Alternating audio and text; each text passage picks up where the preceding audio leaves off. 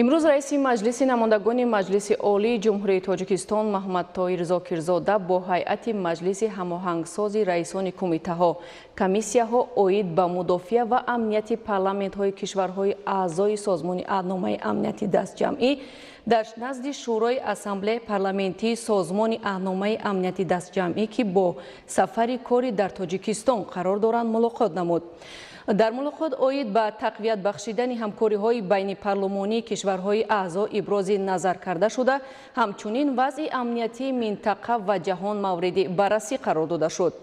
ҷониби Тоҷикистон вобаста ба мураккаб гардидани вазъи Афғонистон аз кишварҳои аъзо даъват ба амал овард ки барои пешгирӣ аз густариши эҳтимолии гурӯҳҳои террористӣ ба минтақаҳои созмони ҳамкории Шанхай ва созмони аҳдномаи амнияти дастҷамъӣ камарбанди бо эътимоди амнияти эҷод кунанд.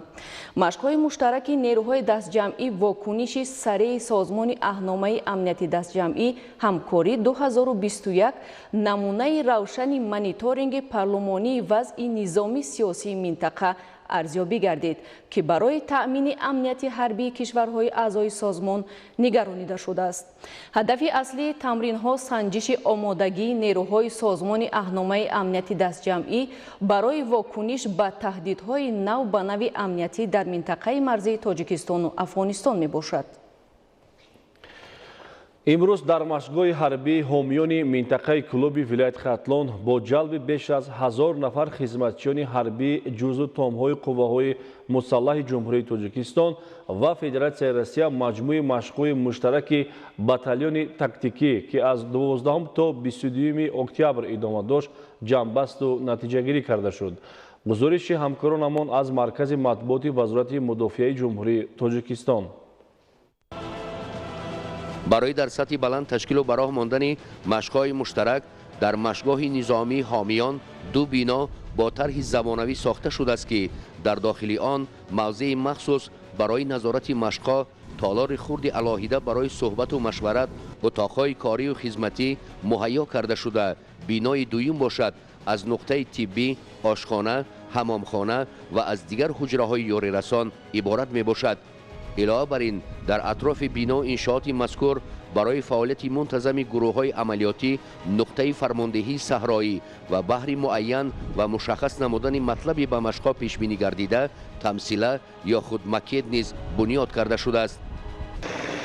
бо ҳамин тартиб размоиши муштараки низомӣ дар машқгоҳи ҳарбии ҳомиён аз рӯи мавзӯи пешгирӣ намудани убури ғайриқонунии марз, дастгиру безарар гардонидани афроди сарҳадшикан ва торумор намудани душманони шартӣ дар шароити дашту саҳро, мавзеъҳои стратегӣ ва роҳҳои душворгузари кӯҳистони ҷумҳурӣ сурат гирифта, ҳайати таъиншудаи низомиёни ду кишвар дар ҳамоҳангӣ вазифаҳои ҷангиро дар сатҳи баланд иҷро намуданд. ҷараёни баргузории машқҳои муштараки ҷузъу томҳои қувваҳои мусаллаҳи Тоҷикистону Россия дар машқгоҳи низомии ҳомиёни минтақаи Кӯлоб аз ҷониби котиби Шӯрои Амнияти Ҷумҳурӣ, роҳбарияти Вазорати мудофиаи кишвар, сардори ситоди муттаҳидаи созмони аҳдномаи амнияти дастаҷамъӣ, муовини фармондеи ҳавзаи марказии ҳарбии Федератсияи Россия, намояндагони васоити ахбори оммаи дохилу хориҷ ва дигар шахсони расмӣ назорат гардид. дар азмоиши муштараки батальони тактикӣ аз ҳар ду ҷониб 1000 нафар ҳайати шахсии ҷузъу томҳои пиёданизоми мусаллаҳу муҷаҳҳаз бо силоҳу муҳимоти ҳарбӣ ва дигар лавозимоти мухталифи ҷангии Тоҷикистону Россия ширкати фаъолона намуда, дар он ҳои вазнини зиреҳпӯши ҷангӣ, чархболу ҳавопаймоҳои ҳарбию нақлиётӣ, воситаҳои гуногуни артиллерӣ ва дигар аслиҳаи оташфишони муосири низомӣ истифода шуданд.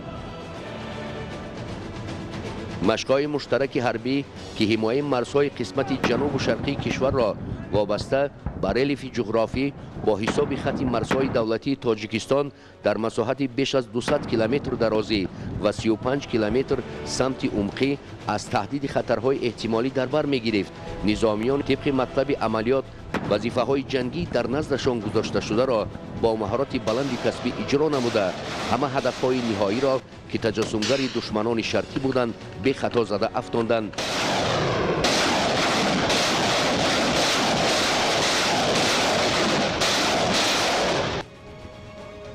зимни натиҷагирӣ از دور نهایی مجموع مشق‌های مشترک تاجیکستان و روسیه آید به دستور و سپارش‌های پیشوای ملت سرفرمانده عالی قوه‌های مسلح جمهوری تاجیکستان محترم امامالӣ رحمان در سمت سیاست دفاعی کشور، آمادگی بهر پیشگیری از تهدید خطرها، وضع زود تغییرابنده و بسیار حساس و پیشگویی نشونده منطقه و جهان، نامعتدلی در افغانستان و راجع به سطح باز هم بلند برداشتن اقتدار مدافعی دولت، وزیر مدافع مملکت در نزد اشتراکچیان این چاره‌بینی مهم نظامی ابراز اندیشه کردند.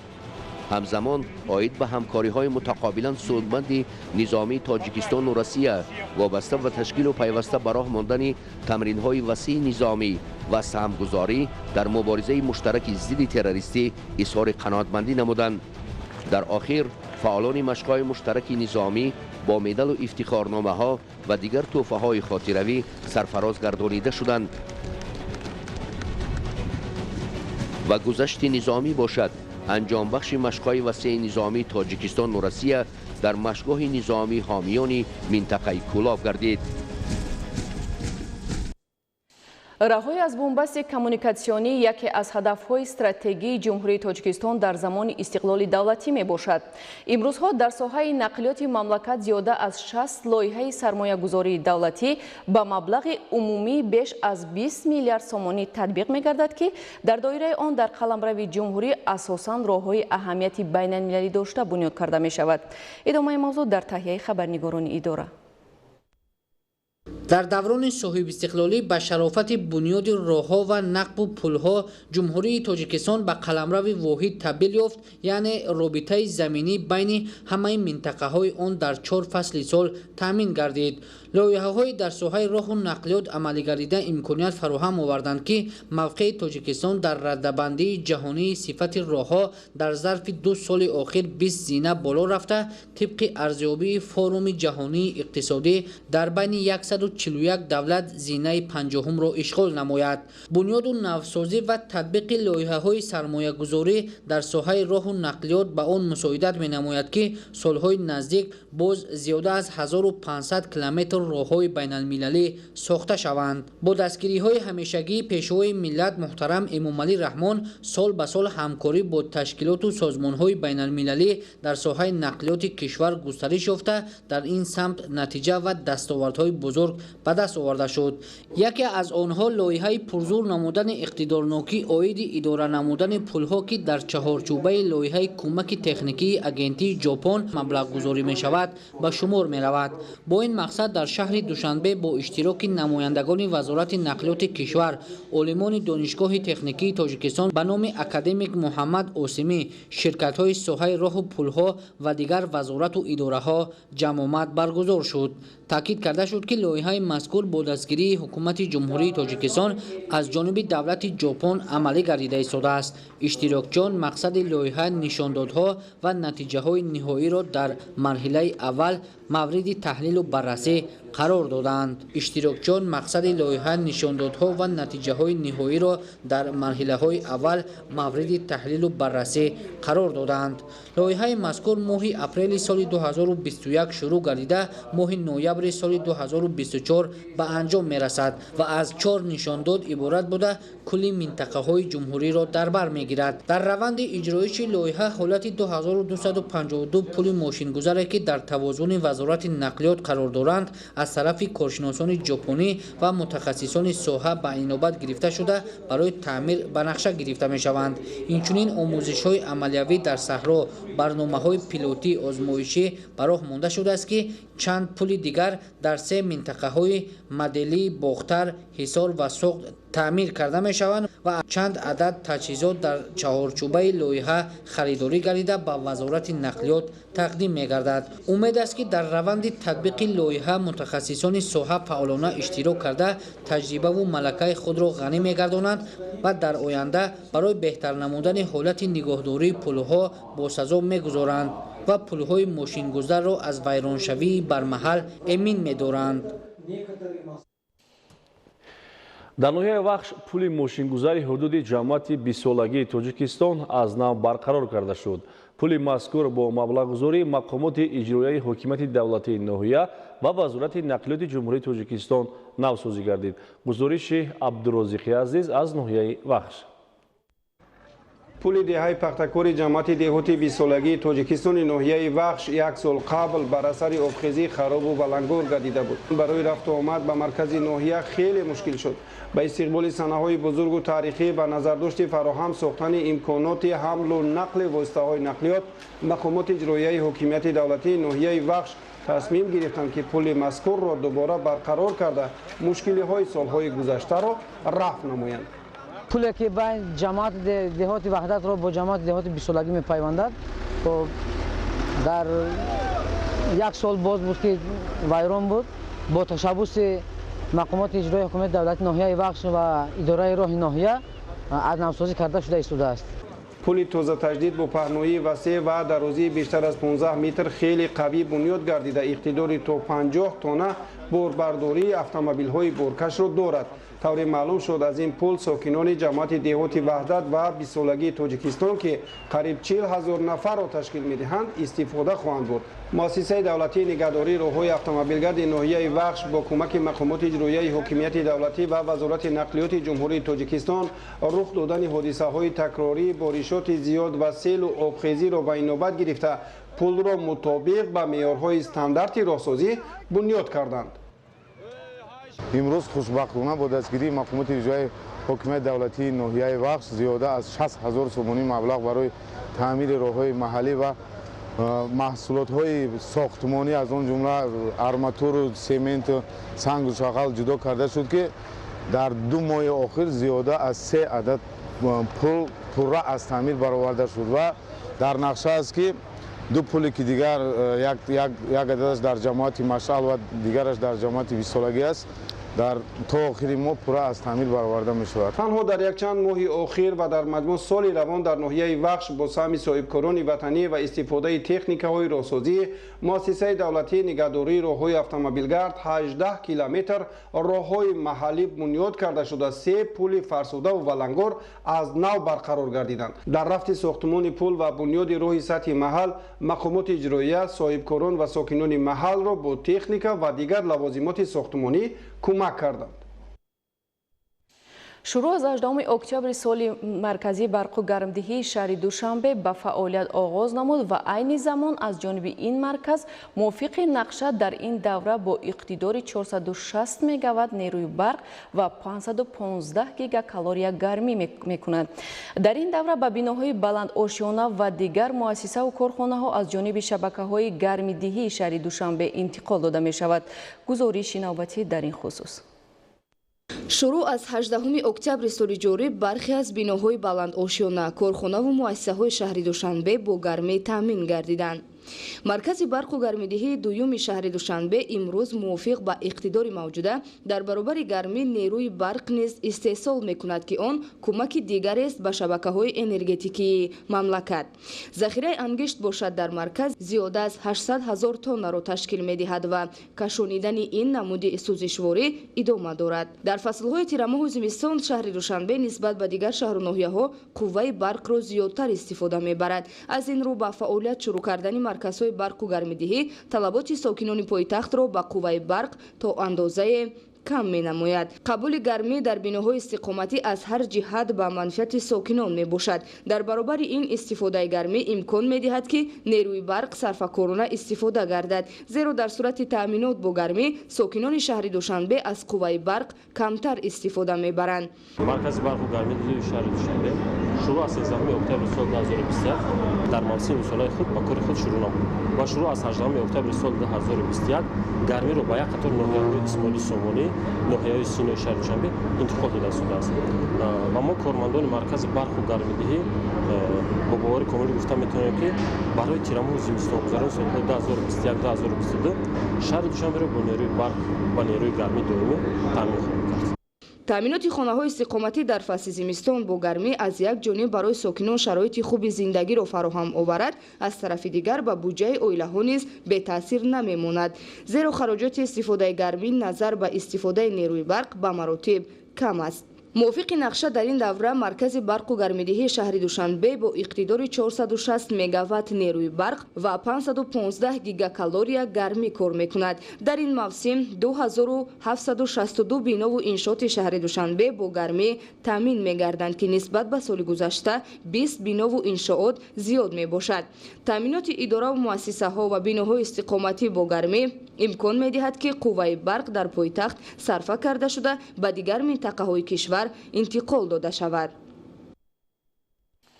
агентии стандартизатсия, метрология, сертификатсия ва нозироти савдои назди ҳукумати Ҷумҳурии Тоҷикистон сиёсати давлатиро дар ҳифзи бозори истеъмолӣ аз молу маҳсулоти пастсифат ва ғайристандартӣ инчунин ҳимояи ҳуқуқи истеъмолкунандагон амалӣ менамояд. бо мақсади муайян намудани сифати сӯзишворӣ ва ҳифзи ҳуқуқи ронандагон аз ҷониби агентии Тоҷикистандар дар нуқтаҳои фурӯши сӯзишворӣ тадбирҳои зарурӣ андешида мешавад. гузориши Муҳаммадтоир ва Фирдавси Бобоназар. дар 9 моҳи соли равон аз тарафи кормандони агентии стандартизатсия, метрология, сертификатсия ва нозироти савдо 93 ҳолати қонунвайронкунии нуқтаҳои фурӯши сӯзишворӣ ошкор гардида нисбат ба онҳо чораҳои зарурӣ андешида шудааст. дар самти таъминоти метрологии нуқтаҳои фурӯши сӯзишворӣ ҳаминро бояд қайд кард ки тамоми воситаҳои ченаки ки дар нуқтаҳои фурӯши сӯзишворӣ қарор доранд таҳти назорати метрологӣ қарор мегиранд ва тибқи муқаррароти моддаи 15 қонуни ҷумҳурии Тоҷикистон дар бораи таъмини ченаки ягона он воситаҳои ченаке ки таҳти назорати метрологӣ қарор доранд ҳангоми истеҳсол истифодабарӣ бояд ҷиҳати мутобиқати онҳо ба ҳуҷҷатҳои меъёрӣ ҳатман аз санҷиши метрологӣ гузаронида шаванд ва мутобиқати онҳо бо шаҳодатномаҳои санҷишӣ тасдиқ карда шаванд. мутаассифона имрӯзҳо соҳибкорон ва ё савдогароне ба назар мерасанд ки манфиати шахсии худро аз манфиати ҷомеа боло дониста ба қонуншиканӣ роҳ медиҳанд. бо мақсади муайян намудани сифати сӯзишворӣ ва ҳифзи ҳуқуқи ронандагону истифодабарандагон аз ҷониби агентии Тоҷикистандар дар нуқтаҳои фурӯши сӯзишворӣ санҷиш гузаронида шуда ҳаҷм ва сифати сӯзишворӣ санҷида шуд. тибқи талаботи қонунгузории ҷумҳурии Тоҷикистон мо дар як сол 2 маротиба сутунчаҳои тақсимоти сӯзишворӣ аз санҷиши давлатӣ метрологӣ мегузаронем. ҳангоми кам ё зиёд додани сутунчаҳои тақсимоти сӯзишворӣ мо ба онҳо чораҳои ҳуқуқӣ андешида ба онҳо огоҳнома дар бораи корношоямӣ воситаи ҳангоми кам додан ба онҳо огоҳнома дар бораи корношоямӣ воситаи ченак дода мешавад. ҳангоми дуруст будани сутунчаҳои тақсимоти сӯзишворӣ мо ба онҳо тамғагузорӣ кардаем плон ба зада ба онҳо шаҳодатнома дар бораи коршоямии воситаи ченак дода мешавад. дар рафти санҷиш кормандони агентии Тоҷикистандар бо ронандагон низ суҳбат намуда бо онҳо корҳои фаҳмондадиҳӣ гузаронидаанд. ҳамчунин тибқи нақша тавассути вохӯрӣ ва семинармашваратҳо бо истеъмолкунандагон, фурӯшандагон ва соҳибкорону масъулони нуқтаи фурӯши сӯзишворӣ корҳои фаҳмондадиҳӣ оид ба риояи қоидаҳои савдо ва ҳимояи ҳуқуқи истеъмолкунандагон тақвият дода шудаанд. АИ 95 гуфта дар нуқтаи фурӯш мефурӯшад соҳибкор. вақте мо ташхис мекунем ин бензин аллакай тамғаи АИ 92 мебошад. онро мо пешниҳод мекунем ҳамчун бензин тамғаи АИ 92 истифода баранд. инчунин сӯзишвори дизелӣ мешавад ки дар рекламаи худаш пешниҳод карда ки класси 5 сӯзишвори дизелӣ класси 5 вақте мо ташхис мекунем ҳамин сӯзишвори дизелӣ ӯ ба класси 3 ё ки 4 ҷавобгӯ ай. мо ҳамуро ғайристандартӣ метем барои фиреби истеъмолкунандагон. бо ҳамчун сӯзишвори дизелӣ мисол класси пастар истифода барои фурӯш мебаронанд. таи солҳои соҳибистиқлолӣ бо дастгириҳои ҳукумати ҷумҳурии Тоҷикистон, агентии стандартизатсия, метрология, сертификатсия ва нозироти савдои назди ҳукумати ҷумҳурии Тоҷикистон пурра бо таҷҳизоти муосир таъмин гардида дар муҳлати зарурӣ дар озмоишгоҳҳои он таркиб ва сифати сӯзишворӣ ташхис карда мешавад. Муҳаммадтоир, Фирдавси Бобоназар, Ахбор. дар ноҳияи лахш ҷамъоварии картошка идома дорад. хоҷагидорони ноҳия талош мекунанд аз майдони 5368 гектар картошка сари вақт ва беталаф ҷамъоварӣ намоянд. гузориши Идигули Маҳмуд. ноҳияи лахш яке аз калонтарин ноҳияҳои картошкакорӣ дар ҷумҳурӣ ба шумор рафта. деҳқонон давра ба давра майдони кишт ва истеҳсоли картошкаро зиёд карда истоданд. аз ҷумла соли гузашта дар ҳама шаклҳои хоҷагидорӣ аз масоҳати 5670 гектар зиёда аз 101347 тонна картошкаи хушсифат истеҳсол карда шуд. ин аст ки соли ҷорӣ ба истиқболи ҷашни 30-солагии истиқлоли давлатии Ҷумҳурии Тоҷикистон деҳқонони шӯҳратманди ноҳия майдони кишти картошкаро боз ҳам зиёд карданд. дар ҳама шаклҳои хоҷагидорӣ дар ноҳия дар майдони 5368 гектар кишти картошка гузаронида шуда буд ки то ба имрӯз дар ноҳия зиёда аз 1200 гектар майдонҳои кишти картошка ҷамъоварӣ карда шудааст. инчунин аз ҳар як гектар кишти картошкаи ҷамъоварӣ карда шуда 250 то 320 сентинер ҷамъоварӣ карда шуда истодааст ки ин ҳам бошад барои деҳқонон як манфиати зиёд мебошад. дар ноҳияи лаш солҳои охир асосан навъи картошкаи Тоҷикистон ки деҳқонон онро палакдароз ном мебаранд киш карда мешавад. зеро ин зироатро олимону деҳқонон дар шароити ҳамин маҳал парвариш намуда ҳосилнокиаш аз ҳар як гектар дар қиёс ба дигар навъҳои картошка хеле ҳам зиёд мебошад. ин аст ки деҳқонон баъди расидани ҳосили картошка дар навбати аввал баргу пояро даравида баъди 5-10 рӯз ба ҷамъоварии картошка шурӯъ мекунанд. зеро дар ин муддат пӯсти лӯндаҳои картошка сахт шуда бадин васила маҳсулот муддатҳои тӯлонӣ дар амборҳо нигоҳ дошта мешавад. онҳо аз заминҳои дар ихтиёрашон буда ду ҳосил картошка ва алаф ҷамъоварӣ мекунанд ки ин омил манфиати иқтисодӣ бештар медиҳад. картошкакорӣ соҳаи асосии кишоварзии ноҳияи лахш ба шумор рафта тавлидгари яке аз ғизоҳои зарурии дастархони мардум нони дуюм ба шумор меравад. ин аст ки картошка ҳамчун зироати муҳими истеъмолӣ бештар дар минтақаҳои баландкӯҳи ноҳия парвариш ёфта деҳқонон аз мавзеъҳои картошкапарвар ки дар баландиҳои 1300-2000 метр аз сатҳи баҳр ва аз ин ҳам баландтар ҷойгир мебошад ҳосили фаровони картошкаи хушсифатро истеҳсол карда истоданд. пешрафти соҳаи картошкапарварӣ дар ноҳияи лаш ба ташкил намудани системаи илман асосноки тухмипарварии маҳаллӣ вобастагии зич дорад. ин аст ки бо мақсади рушди соҳаи тухмипарварӣ дар шароити минтақаҳои баландкӯҳ олимони тоҷик дар ҳамкорӣ бо деҳқонон тухмиҳои ба шароити маҳал мутобиқу серҳосилро парвариш намуда истоданд то дар оянда хоҷагиҳои картошкакор тавонанд майдони кишту истеҳсоли картошкаро боз ҳам афзоиш дода дар таъмини бозорҳои кишварамон бо маҳсулоти хушсифат саҳми арзанда гузоранд. идигули маҳмуд додарҷони мирзозода барои барномаи ахбор аз ноҳияи лахш. акнун мутаваҷҷеҳ бошед ба хабарҳои хориҷи кишвар.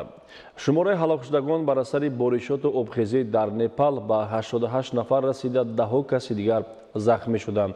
зимни амалиёти зидди террористии хизматчиёни ҳарбии Нигерия дар штати Кадуана беш аз 50 силобадас безарар гардонида шуд. шарҳи хабарҳо аз хориҷи мамлакат.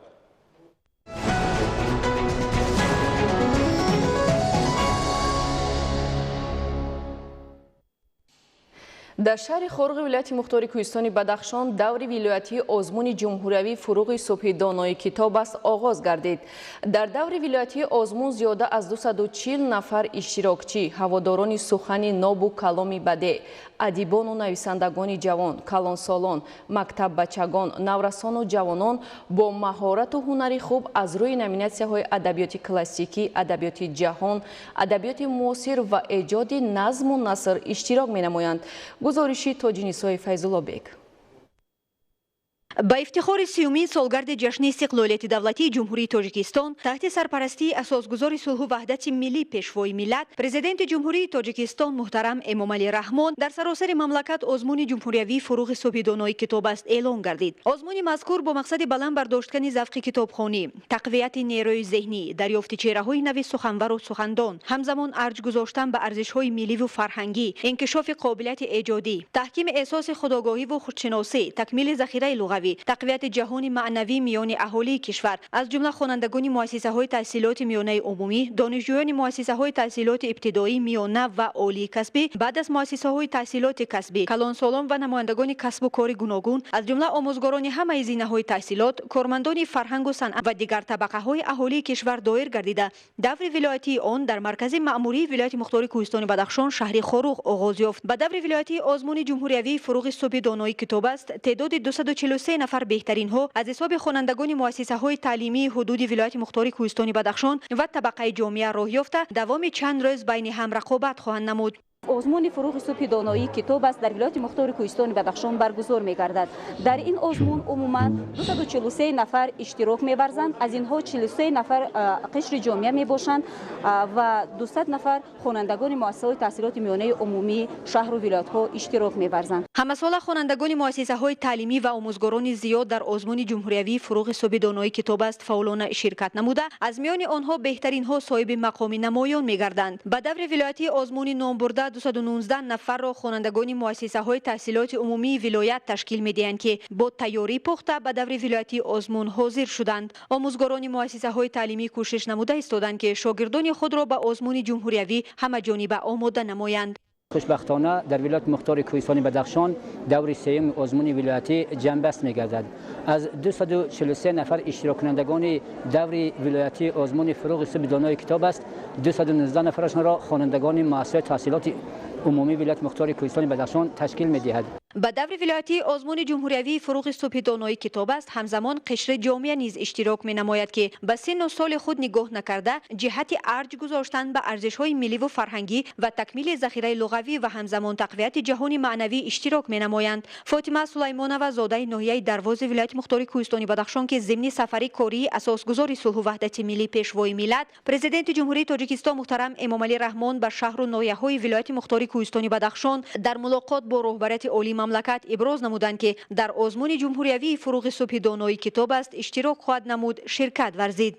در سن سال خود نگاه نکرده در سن 65 سالگیم خواستم که در فروغ صبح دانایی اشتراک کنم. انا ناحیوی را گذاشتم، حاضر در ولایتی اشتراک کردم. کوشش غیرت میکنم که خیر در جمهوری یعنی برام برای ناحیه‌مون بلند.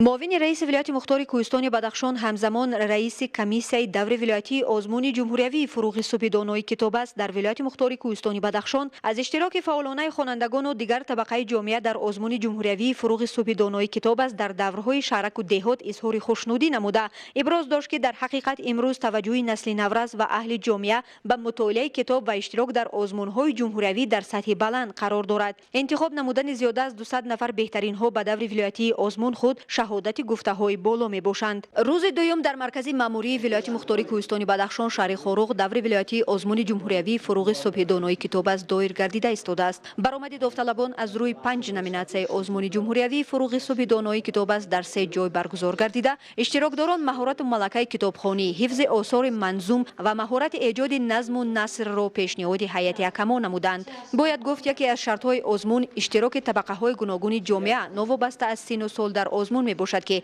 اشتراکداران آن نه تنها جوانان و نورستان بلکه اهل جامعه همه آنهایی که در قلب خود شعله منور معرفت دارند تشکیل میدهند. در رفت آزمون از بزرگی کتاب و معرفت و منزلتی در خود نهانده این گنجینه سخن رفت. اشتراکداران آزمون هر یک کتاب را راهگشا و راهنمای زندگی نام برده آن را پیوندگر نسل‌ها معرفی نمودند. داوطلبان برآمد خود را به موضوعهای وطن و وطن دوستی، صداقت به سرزمین اجدادی، ترنم نیکی و نکوکاری، اخلاق حمیده انسانی و پاس داشتن شخصیت‌هایی که در تشکل دولتداری نوین تاجیکستان حصه بارز گذاشتند و به این وسیله مهرنامه خود را به وطن محبوب با نام تاجیکستان ابراز نمودند. در شهر بختر دوری ولایتی آزمون فروغ صبح دانای کتاب است آغاز گردید. سال روان تعداد اشتراکچیان 1014 نفر را تشکیل می‌دهد که نسبت به سال گذشته 200 نفر زیاد است. در روز اول آزمون اشتراکچیان از ناحیه‌های قبادیان، شهر توز، ناصر خسرو و شهر لوکان اشتراک نمودند. گزارش خبرنگاران ما. دوری سیومی آزمون جمهوریوی فروغ صبح دانایی کتاب است در مرکز ولایت ختلان شهر بختر برگزار گردید. به نظر رسید که تعداد اشتراکچیان در این سبقت علم و دانش نسبت به سالهای گذشته برتریت دارد. طبق پروتکل‌های پیشنهادنده شهر نویو امسال در آزمون دور فروغ صبح دانایی کتاب است از شهر نویو 1014 نفر به دور ولایتی روخت گرفتند. 4 ناحیه شهر لیوکان، ناحیه قبودیان، ناحیه شرطوز و ناحیه نوسری خسرو شرکت اشتراک کرده شدند. در رسم افتتاحی آزمون جمهوریوی فروغ صبح دانایی کتاب است مسئولین وزارت فرهنگ جمهوری تاجیکستان، نمایندگان مقامات اجرایی حکومت دولتی ولایت ختلون شرکت ورزیده تدبیر مذکور را از تصمیم‌های معارف پرورانه پیشوای معظم ملت محترم امامالӣ رحمون ارزیابی نمودند.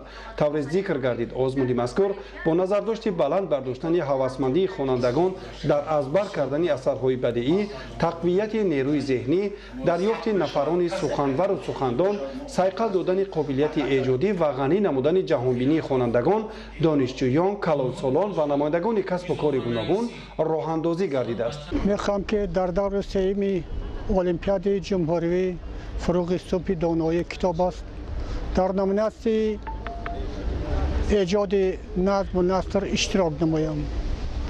البته شکرگزاری از وطن از پرزیدنت جمهوری تاجیکستان که برای تمام اهل جامعه چنین یک آزمون ها را تشکیل کردند و مانند فروغ صبح دانایی کتاب است. علم فروغ معرفت تاجیکستان وطن عزیز من، این آزمون ها برای آن تشکیل کرده شده است که سویه دانش خوانندگان معرفتی مردم بلند برداشته شود.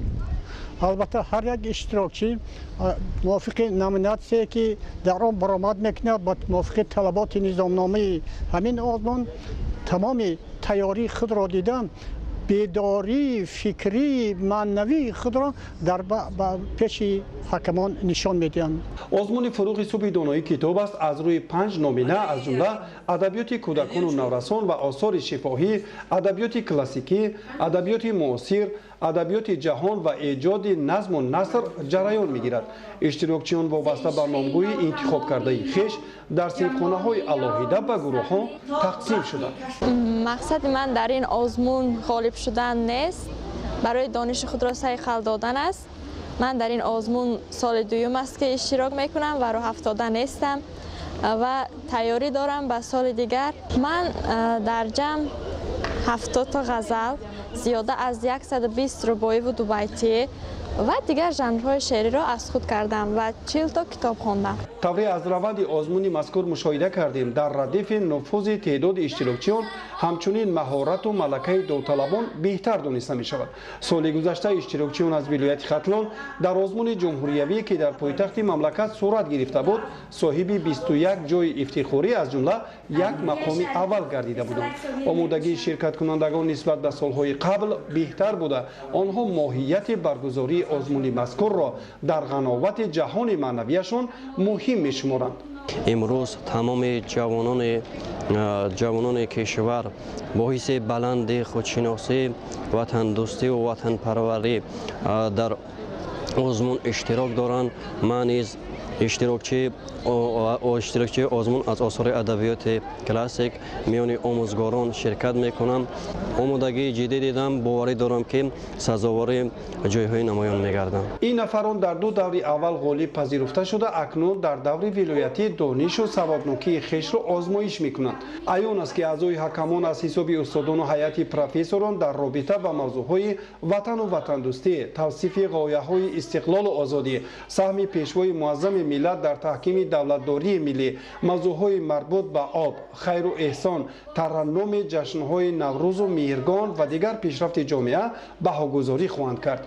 داوطلبان وابسته به طلبات آزمون از امکانیت‌های خود برخوردار شده استعداد و لیاقت خاص خویش را در ازبر کردن آثار منظوم، شرح مفصل آثار نثری، مهارت زیبای راویگی ثابت نمودند. دور ولایتی آزمون جمهوریوی فروغ صبح دانایی کتاب است. دوام 4 روز ادامه یافته پیروز شدگان در سطح جمهوریوی راه خط می‌گیرند. عبدالرزاق عزیز و بدلور قدیر، شهر بختر، اخبار. дар шаҳри ваҳдат даври минтақавии озмуни ҷумҳуриявӣ фурӯғи субҳи донои китоб аст баргузор гардид. Аз иштироки 200 нафар дӯстдорони каломи бадеъ маълум мегардад ки иқдоми пешвои миллат муҳтарам Эмомалӣ Раҳмон таваҷҷӯҳи аҳли ҷомеаро ба мутолиаи китоб рӯз то рӯз бештар менамояд. гузориши Маҳмадали Абдукарим ва Шӯрои Нурло. боиси шукргузорист ки истиқлолияти давлати ҷумҳурии Тоҷикистон барои рушду нумӯи тамоми соҳаҳои ҳаёти ҷомеа шароити мусоид фароҳам овард. бо ташаббусу дастгириҳои бевоситаи асосгузори сулҳу ваҳдати миллӣ, пешвои миллат, Президенти Ҷумҳурии Тоҷикистон муҳтарам Эмомалӣ Раҳмон дар радифи самтҳои гуногуни илму маърифат ба соҳаи китобдорӣ низ таваҷҷӯҳи хоса зоҳир карда шуд.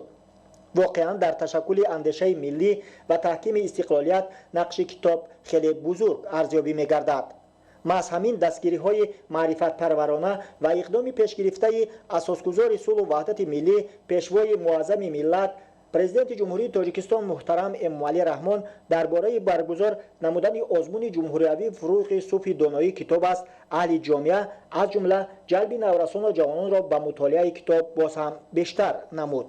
рӯзи дуюм аст ки дар толори қасри фарҳанги шаҳри ваҳдат бо доираи васеи дӯстдорони каломи бадеъ даври минтақавии озмуни ҷумҳуриявии фурӯғи субҳи доноии китоб аст бо ширкати ғолибони даври шаҳрию ноҳиявӣ аз шаҳри ваҳдат, Роғун ва ноҳияҳои Сангвор, Файзобод, Рашт, Лахш, Нуробод, Тоҷикобод доиру баргузор гардида истодааст. Қурбонзода Идрис, хонандаи синфи дуюми муассисаи таҳсилоти миёнаи умумии рақами 141 аз шаҳри ваҳдат дар озмуни ҷумҳуриявӣ аз рӯи номинатсияи хондан ва аз бар намудани адабиёти бачагона иштирок карда сазовори баҳои баланд гардид. ман дар номинатсияи хондан ва аз бар намудани адабиёти бачагона иштирок намудам. ман зиёда аз 133 шеър, 100 зарбулмасал, 80 китоб, 80 афсона медонам. ба даври ҷумҳуриявӣ озмуни ҷумҳуриявӣ фурӯғи субҳи доноӣ роҳатам. иттилоъ дода шуд ки дар даври минтақавӣ аз шаҳри ваҳдат 50 нафар, аз ноҳияи Файзобод 20 нафар ва дар маҷмӯъ аз 2 шаҳру 6 ноҳияҳои тобеи марказ 200 нафар барои ғолиб омадан дар даври минтақавӣ ва роҳ ёфтан ба даври ҷумҳуриявии озмуни фурӯғи субҳи доноии китоб аст иштирок менамоянд. ман зиёда аз 100 шеър, 50 чистон, 50 афсона, 50 зарбулмасал зиёд кардам. имрӯз тибқи низомнома пурра ашъори омода намудаи хишро ба аъзои ҳакамон пешниҳод намудам ва кӯшиш мекунам ки бо талошу ғайрати хиш ба даври ҷумҳуриявӣ роҳат гирам. мақсад аз доиру баргузории озмуни ҷумҳуриявии фурӯғи субҳи доноии китоб аст баланд бардоштани завқи китобхонӣ, дарёфти чеҳраҳои нави суханбарию сухандонӣ, арҷ гузоштан ба арзишҳои миллию фарҳангӣ ва инкишофи қобилияти эҷодӣ, таҳкими эҳсоси худшиносӣ, ғанӣ гардондани захираи луғавӣ, тақвияти ҷаҳони маънавӣ ва баландгардонии доираи забондонӣ миёни қишрҳои мухталифи ҷомеа аз ҷумла хонандагону донишҷӯёни ҳамаи зинаҳои таҳсилот ва шаҳрвандони кишвар мебошад. Маҳмадали Абдукарим, Шукруллои Нурулло барои барномаи иттилоотии Ахбор. дар вилояти Суғ маҳфилу чорабиниҳо таҳти унвони ҷавонон пайравони пешвои миллат баргузор гардиданд. дар ҳамоиши донишҷӯёни донишкадаи иқтисод ва савдои донишгоҳи давлатии тиҷорати Тоҷикистон дар шаҳри Хуҷанд мавқеи устувору садоқати қишри ояндасози ҷомеа ба пешвои миллат, ватан ва ҳифзи истиқлолият таҷассум ёфтанд. гузориши ҳамкоронамон. донишкадаи иқтисод ва савдои донишгоҳи давлатии тиҷорати Тоҷикистон дар даврони соҳибистиқлолӣ таъсис ёфта дар тайёр кардани соҳибихтисосҳои ҷавон барои соҳаҳои иқтисодию иҷтимоӣ саҳмгузорӣ менамояд. бо таваҷҷӯҳи доимии роҳбарияти олии давлату ҳукумати Тоҷикистон дар натиҷаи амалӣ гардидани тадбирҳо бо кӯмаку мусоидати мақомоти иҷроии ҳокимияти давлатии вилояти Суғ ва иттифоқи Тоҷикматлубот дар ин муассисаи олии таълимии кишвар шароитҳои замонавии таҳсил ва фаъолияти донишҷӯён фароҳам оварда шудааст. донишҷӯёни донишкадаи иқтисод ва савдои донишгоҳи давлатии тиҷорати Тоҷикистон бо истифода аз шароитҳои фароҳам овардашуда бо ифтихору масъулият ба омӯзиши донишҳо машғуланд ва дар чорабиниҳои ҳаёти ҷамъиятӣ ширкати фаъолона доранд. дар чорабинӣ бахшида ба 30 солагии таъсиси иттифоқи ҷавонони Тоҷикистон ки таҳти унвони ҷавонон пайравони пешвои миллат бо иштироки намояндагони риёсати ҷавонон ва варзиши вилояти Суғ, иттифоқи ҷавонони вилоят, ташкилоти ҷамъиятии ҷавонон созандагони ватан ва донишҷӯёни фаъоли донишкадаи иқтисод ва савдо баргузор гардид, дастовардҳои донишҷӯён дар таҳсилу фаъолияти илмӣ, эҷодӣ, навоварӣ, муаррифӣ ва садоқати ин қишри ояндасози ҷомеа ва пешвои миллат, ватан ва ҳифзи дастовардҳои истиқлолият таҷассум ёфтанд. таъкид гардид ки раёсати донишкада ҳайати профессорону омӯзгорон дар тайёр кардани соҳибихтисосҳои замони муосир ҳадафҳои дар сатҳи баланд омӯзондани донишҳои касбии, иқтисодию, ҳуқуқӣ, муошират дар фаъолияти корӣ, технологияҳои инноватсионии муосир, иқтисодиёти рақамӣ, 3-4 забонҳои хориҷиро амалӣ менамояд. ҳамчунин иштироки ҷавонони донишҷӯ дар маҳфилҳои илмӣ, забономӯзӣ, ихтироъкорию навоварӣ, чорабиниҳои илмӣ, озмунҳо, олимпиадаҳо ва маҳфилу чорабиниҳои ҷамъиятӣ, фарҳангӣ, варзишӣ асоси ташаккули ҷавонони соҳибихтисос бо донишу ҷаҳонбинии васеъ ва мавқеи устувор дар ҷомеа мебошад. ҷавонони донишкада дар ҳамаи ҷабҳаҳои таҳсилу фаъолият ва дастовардҳо ноил мегарданд. мо ҷавонон дар оянда боз ҳам кӯшиш мекунем ки ҳамчун мутахассиси соҳаи хуб, ҳамчун мутахассиси рақобатпазир дар бозори ҷаҳонӣ боз ҳам барои муаррифӣ кардани Тоҷикистони соҳибистиқлоламон дар арсаи байналмилалӣ кӯшиш карда бошем. имрӯз бо дастгирии бевоситаи асосгузори сулҳу ваҳдати миллӣ, пешвои миллат, Президенти Ҷумҳурии Тоҷикистон муҳтарам Эмомалӣ Раҳмон барои ҷавонон тамоми имкониятҳои мусоид фароҳам омадааст. аз ҷумла дар донишкадаи иқтисод ва савдои донишгоҳи давлатии тиҷорати Тоҷикистон низ бисёр дастгириҳо дар тамоми соҳаҳо имрӯз ба назар мерасанд. донишҷӯёну аспирантони донишкадии иқтисод ва савдои донишгоҳи давлатии тиҷорати Тоҷикистон дар баробари баландбардоштани сифати таҳсилот дар озмуни олимпиадаҳо иштирок намуда ва дастовардҳо ноил шудаанд. муҳаққиқи ҷавони донишкада Нодира Ҷӯраева аз рӯи натиҷаи даври вилоятӣ ва озмуни ҷумҳуриявии Тоҷикистон ватани азизи ман роҳхат гирифта, 3 нафар донишҷӯёни муассиса дар даври шаҳрии озмунҳои илм фурӯғи маърифат, фурӯғи субҳи доноӣ китоб аст, ҷойҳои ифтихориро соҳиб гардиданд. ғолибияти 2 нафар донишҷӯи муассиса дар озмуни ҷумҳуриявии корҳои илми тадқиқотӣ, донишҷӯ ва пешрафти илмию техникӣ ва олимпиадаи ҷумҳуриявии доништалабу бузургиомӯз самараи фаъолияти маҳфилҳо ва таваҷҷӯҳ ба корҳои илми тадқиқотии донишҷӯён мебошад. чунин дастовардҳо ва кӯшишҳои ҷавонони донишкада нишони возеҳи пуштибонии комили сиёсати пешвои миллат муҳтарам Эмомалӣ Раҳмон мебошад ки дар кору таҳсил ва ҳаёти ҷамъиятӣ фаъолу созандагии ҷавононро фармудаанд. дар муассисаи давлатии осорхонаи миллии Тоҷикистон бахшида ба ҷашни 30-солагии истиқлолияти давлатии Ҷумҳурии Тоҷикистон таҳти унвони дастовардҳои бостоншиносии осорхонаи миллии Тоҷикистон дар даврони истиқлолият намоиш ва конференсияи илмӣ баргузор гардид. гузориши хабарнигорони мо. дар муассисаи давлатии осорхонаи миллии Тоҷикистон бахшида ба ҷашни 30-солагии истиқлолияти давлатии Ҷумҳурии Тоҷикистон таҳти унвони дастовардҳои бостоншиносии осорхонаи миллии Тоҷикистон дар даврони истиқлолият намоиш ва конференсияи илмӣ баргузор гардид. маврид ба тазаккур аст ки дар осорхонаи миллии Тоҷикистон фаъолияти бостоншиносӣ баъд аз расидан ба истиқлоли давлатӣ ва ба истифода додани бинои нави он шурӯъ гардида то ба имрӯз мустақиман ва ба таври густурда идома дорад. зеро бо ташаббуси бевоситаи пешвои миллат Президенти Ҷумҳурии Тоҷикистон муҳтарам Эмомалӣ Раҳмон дар осорхонаи миллӣ шароити зарурӣ муҳайё гардида, инчунин шуъбаи алоҳидаи бо номи шуъбаи бостоншиносӣ ва сиккашиносӣ ба фаъолият шурӯъ намуд. ҳоло дар ин шуъба мутахассисони кордону соҳибкасб кору фаъолият намуда истодаанд. осорхона рисолати он пеш аз ҳама дар он аст ки ёдгорҳои таърихиро ҷамъоварӣ кунад, гирдоварӣ намояд, ҳифз намояд, тармим намояд, таҳким кунад ва онро ба тамошобинон пешниҳод намояд. ва вобаста ба ҳамин мавзӯъ осорхонаи миллии Тоҷикистон аз соли 2013 то имрӯз тариқи мустақилона ҳафриётҳо, ковишҳои бостоншиносиро дар ёдгориҳои таърихии Тоҷикистон баргузор намуда истодааст. осори зиёди таърихию фарҳангиро бозёфт намуданд ва ба осорхонаи миллии Тоҷикистон интиқол доданд ва дар ин ҷо шурӯъ шуд масъалаи тармим, таҳким ва барои намоиш омода намудани ин осори таърихӣ ки шаҳодатгари фарҳанги ниёгони мо ҳастанд.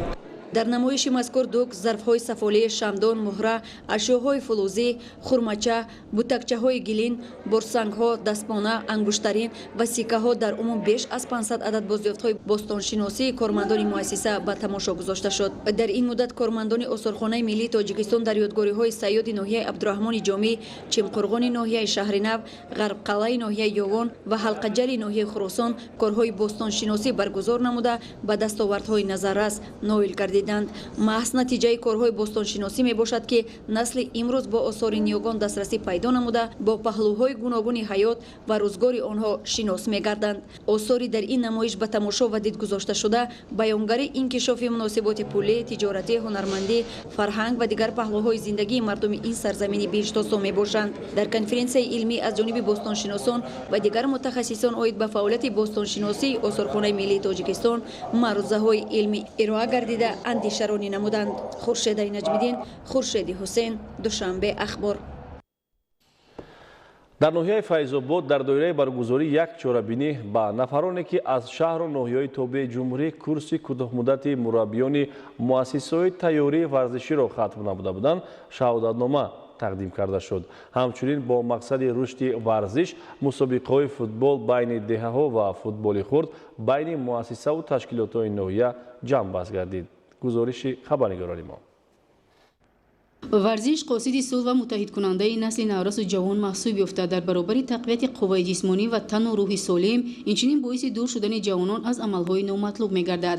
дар ноҳияи файзобод дар дораи баргузории як чорабинӣ бо иштироки намояндагони кумитаи кор бо ҷавонон ва варзиши назди ҳукумати ҷумҳурии Тоҷикистон бо фаъолияти варзишгарон дар ноҳия шинос шуда, ҳамчунин ба чанд нафар ки курси кӯтоҳмуддати мураббиёни муассисаҳои тайёрии варзиширо хатм намуда буданд сертификатҳои кумита тақдим карда шуд. давоми солҳои соҳиби истиқлолӣ ба рушди варзиш диққати махсус зоҳир гардида дар шаҳру ноҳияҳои мамлакат иншооти варзиши солимгардонӣ бунёду навсозӣ карда шуда насли ҷавону наврас ба варзишу ҳаёти солим ҷалб карда шуданд. дар ҳамин замина ва бо мақсади рушд додани футбол дар байни футболбозони деҳаҳои ноҳия мусобиқа баргузор гардид ки дар ин рӯз ин мусобиқаҳо анҷом ёфта аз ҷониби масъулини ноҳия ва кумитаи кор бо ҷавонон ва варзиш бо тӯҳфаҳо қадрдонӣ карда шуданд. ҳамчунин байни муассисаҳои ноҳия низ футболи хурд идома дошт ки он низ имрӯз ҷамъбаст гардид.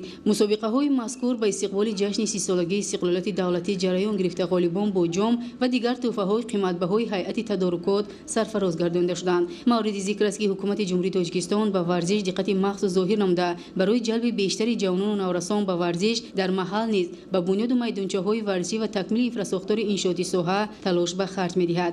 ин аст ки дар ноҳияи файзобод бо дастгирии ҳукумати мамлакат ва ҷалби соҳибкорону ашхоси саховатпеша тадбирҳои ободонӣ вусъат дошта дар баробари дигар иншооти таъиноти гуногун ҳамчунин ба иншооти варзишӣ низ диққати ҳамаҷониба дода мешавад. баргузор намудани чунин мусобиқаҳо аз як ҷониб агар ба рушди варзиш ва ҳавасмандии ҷавонон ба ин соҳа гардад, аз ҷониби дигар дӯстӣ байни ҷавонон бештар гардида онҳо аз таҷрибаи якдигар баҳравар мегарданд.